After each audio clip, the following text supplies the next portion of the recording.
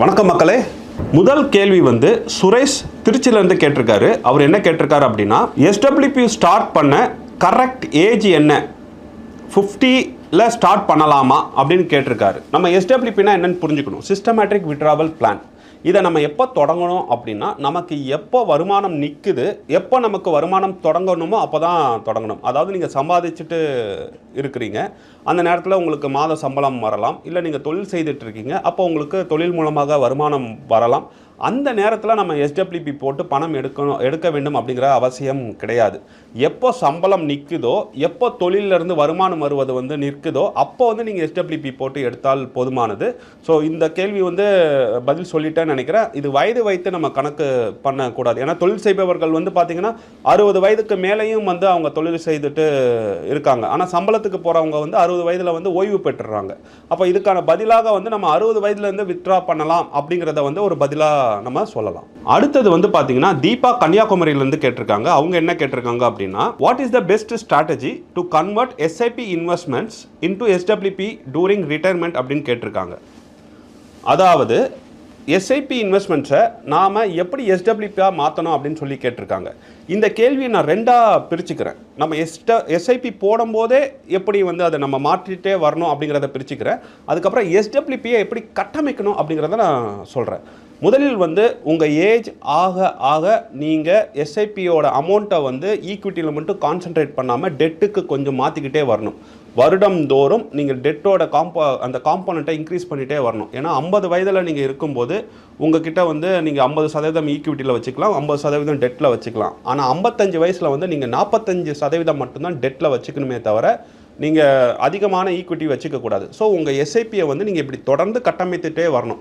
இப்படி கட்டமைத்துட்டே வந்துட்டு நீங்கள் டெட் காம்பனண்ட்டை இன்க்ரீஸ் பண்ணிகிட்டே வருவீங்க. 60 வயது வந்ததுக்கு அப்புறம் நீங்கள் முழுவதுமாக உங்களுடைய அந்த கார்பஸை வந்து கட்டமைக்கணும். அது எப்படி கட்டமைக்கணும் அப்படின்னா, அப்போ தான் நம்ம எஸ்டபிள்யூபி ஸ்டார்ட் பண்ண போகிறோம். 60 வயது வரைக்கும் எஸ்ஐபி போட்டு நம்ம வந்து ஈக்விட்டியும் டெட்டும் சேர்த்துட்டோம். இப்போ ஒரு கார்பஸ் இருக்குது. இப்போ நான் அதுலேருந்து பணத்தை எடுக்கணும் அப்படின்னா எஸ்டபிள்யூபி எப்படி கட்டமைக்கணும்னா, முதலில் எடுக்கக்கூடிய அந்த ஒரு வருட அந்த தொகையை வந்து நம்ம லிக்விட் ஃபண்ட்ஸில் தான் இன்வெஸ்ட் பண்ணி வைக்கணும். அதன் பிறகு ஒரு வருடத்திலிருந்து 5 வருடத்துக்கு எடுக்கக்கூடிய தொகையை வந்து நம்ம ஒரு ஷார்ட் டேர்ம் டெட் ஃபண்ட்ஸில் இன்வெஸ்ட்மெண்ட் பண்ணி வைக்க வேண்டும். அது வந்து 1லேருந்து 3 ஷார்ட் டேர்ம் சொல்லலாம், 3லேருந்து 5 கார்ப்பரேட் பாண்டுன்னு சொல்லலாம். ஸோ இது முழுக்க 5 வருடத்துக்கு வந்து நீங்கள் எடுக்கக்கூடியது அனைத்துமே வந்து பார்த்தீங்கன்னா டெட் ஃபண்ட்ஸோடு தான் இருக்க வேண்டும் அப்படிங்கிறத புரிஞ்சுக்கோங்க. 5 வருடத்துக்கு மேலே இருக்கிற பணத்தை தான் நம்ம வந்து ஈக்விட்டி ஃபண்ட்ஸுக்கு கொண்டு வரணும். இந்த பணம் எவ்வளவு முக்கியம் அப்படிங்கிறத பொறுத்து இந்த கால்குலேஷனில் கொஞ்சம் மாற்றம் வரும். ஆனால் நம்ம தெரிந்து கொள்ள வேண்டியது, எஸ்டபிள்யூபியை கட்டமைப்பது என்பது ஈக்விட்டி ஃபண்ட்ஸில் அப்படியே போட்டுட்டு நம்ம அதிலிருந்தே பணத்தை எடுத்துகிட்டே வரலாம் அப்படிங்கிறது கிடையாது.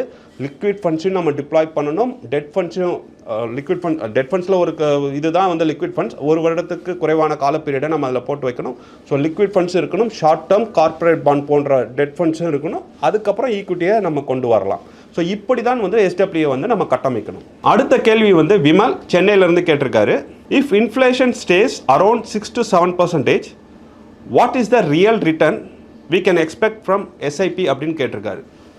ஸோ நம்மளுடைய இன்ஃப்ளேஷன் வந்து பார்த்திங்கன்னா 7% இருக்குது அப்படின்னா எஸ்ஐபியிலேருந்து நமக்கு கிடைக்கக்கூடிய ரிட்டர்ன் வந்து ரியல் ரிட்டர்ன். இப்போது நம்ம அவர் கேட்ட கேள்வியிலே நுணுக்கமாக பார்க்க வேண்டியது இந்த ரியல் ரிட்டர்ன் அப்படிங்கிற டேர்ம் தான். நமக்குலாம் என்ன தெரியும், ரிட்டர்ன் அப்படின்னாலே லாபதானப்பா, அதுக்கு மேலே என்ன இருக்குது அப்படின்னு சொல்லிட்டு இருக்கோம். ஆனால் ரிட்டர்னில் வந்து நிறைய வகைகள் இருக்குது.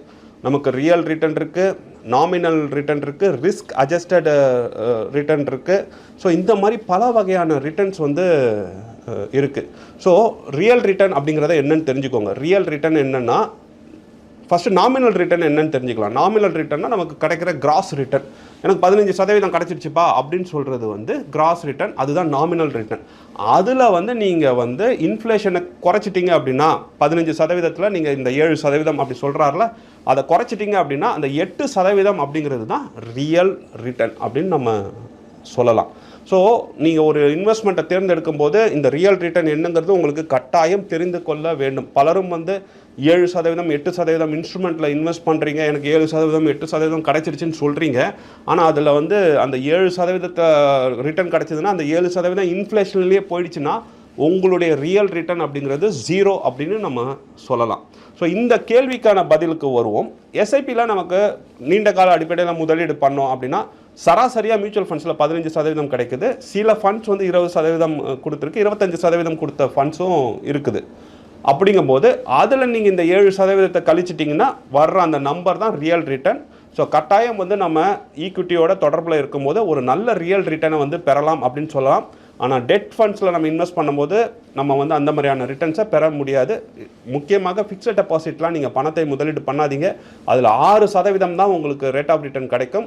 உங்களுக்கு இன்ஃப்ளேஷனே 7% இருக்கும்போது உங்கள் கையிலேருந்து நீங்கள் 1% கொடுக்குறீங்க அப்படிங்கிறது அர்த்தம். நல்ல கேள்வி கேட்டதுக்கு நன்றி. அடுத்த கேள்வி வந்து பிரகாஷ் அப்படிங்கிறவர் கேட்டிருக்காரு சேலத்திலிருந்து. Is laddering useful only for debt and FDs or can it be apply to equity mutual funds also அப்படின்னு சொல்லி கேட்டிருக்காரு. ஸோ இந்த கேள்வியில் வந்து அந்த லேடரிங் அப்படிங்கிறத நம்ம என்ன அப்படிங்கிறத எப்படி புரிஞ்சுக்கலாம் அப்படின்னா, multiple debt funds fixed deposits இருக்கும்போது நமக்கு லிக்விடிட்டி வேணும் அப்படிங்கும்போது மல்டிபிள் லேயராக வந்து இன்வெஸ்ட் பண்ணுவாங்க. ஸோ எப்படின்னா எனக்கு 6 மாதத்தில் ஒரு இன்வெஸ்ட்மெண்ட் வேணும் அப்படின்னா, லைக் எனக்கு பணம் வேணும்னா 6 மாதம் ஃபிக்ஸட் டெபாசிட்டில் போட்டு வைப்பாங்க. 1 வருஷத்தில் வேணும் அப்படின்னா 1 வருஷம் ஃபிக்ஸட் டெபாசிட்டில் போட்டு வைப்பாங்க. ஸோ இதை தான் வந்து லேடரிங் அப்படின்னு நம்ம சொல்லலாம். இதே வந்து ஈக்விட்டிக்கு இருக்கா அப்படின்னு சொல்லி கேட்டிருக்காரு. ஸோ ஈக்விட்டிக்கு வந்து நம்ம இந்த மாதிரியான லேடரிங் வந்து அப்ளை பண்ண முடியாது அப்படிங்கிறது தான் என்னோட கருத்தாக இருக்குது. ஏன் அப்படின்னா நம்ம ஈக்விட்டிக்கு கொண்டு வர்ற பணமே வந்து 5 வருடத்துக்கு தேவையில்லாத பணத்தை நீங்கள் கொண்டு வாங்க அப்படின்னு நம்ம சொல்கிறோம். நீங்கள் ஆட்டோமேட்டிக்காகவே உங்களுக்கு தேவைப்படுகின்ற பணத்தை டெட் ஃபண்ட்ஸில் நீங்கள் மாற்றி வச்சுருவீங்க. ஸோ அந்த வகையில் வந்து ஈக்விட்டிக்கு வந்து நம்ம இதை அப்ளை பண்ண தேவையில்லை. அதுவும் இல்லாமல் ஈக்விட்டியில் வந்து இன்டரண்ட்டாகவே உங்களுக்கு வந்து ஹை லிக்விடிட்டி இருக்குது.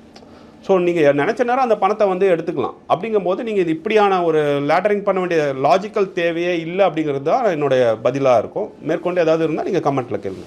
ஸோ அடுத்தது வந்து பார்த்தீங்கன்னா சரண்யா விருதுநகர்லேருந்து கேட்டிருக்காங்க. நல்ல ஒரு கேள்வி. நான் 10,000 ரூபா எஸ்ஐபி போடுறேன். அந்த 10,000 ரூபாவில் 40,000 ரூபா SWP எடுக்கலான்னு சொல்கிறாங்க. இது ரியலா இல்லை யூடியூப் ஜிமிக்கா அப்படின்னு கேட்டிருக்காங்க.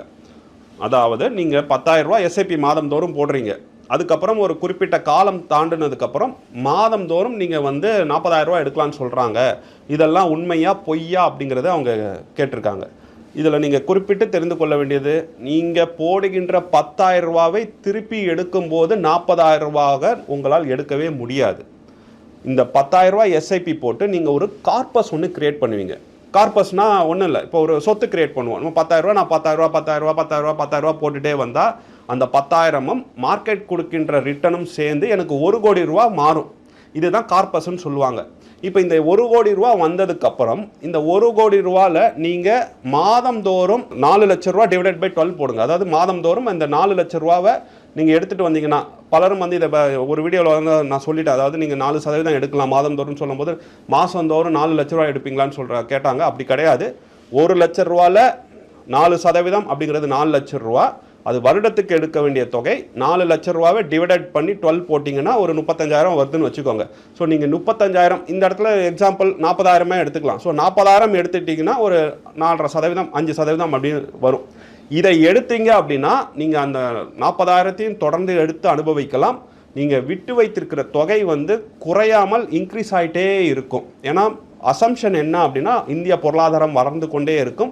அது ஒரு 12% வளர்ந்துட்டே இருந்ததுன்னா நீங்கள் 4% தொடர்ந்து எடுத்துகிட்டே இருக்கீங்க. பேலன்ஸ் அந்த 8% அப்படிங்கிறது வந்து கூட்டு வளர்ச்சியின் அடிப்படையில் வளர்ந்துட்டே இருக்கும். உங்கள் ஆயுள் காலம் முழுவதும் இந்த 40,000த்தை நீங்கள் எடுக்கலாம் அப்படிங்கிறது தியரட்டிக்கலி உண்மை, மேத்தமெட்டிக்கலி உண்மை.